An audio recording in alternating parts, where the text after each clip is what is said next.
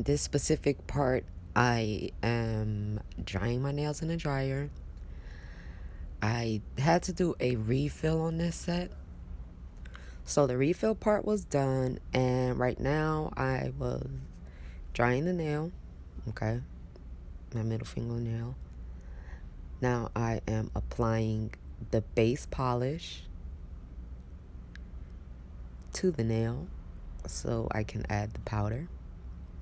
This specific color that I'm using in this video is one of my new favorites.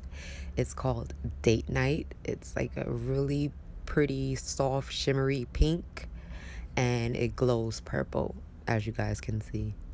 But yeah, so I take my little mini spatula and put some powder on the nail.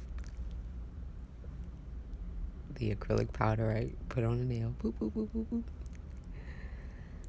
Boop, boop, boop, boop, boop. I like to try to get as much coverage as possible in one base coat.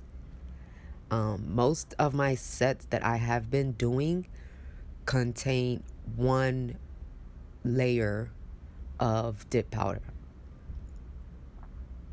Now I am curing or drying my nail in the dryer. I do this for about 30 seconds with the base coat.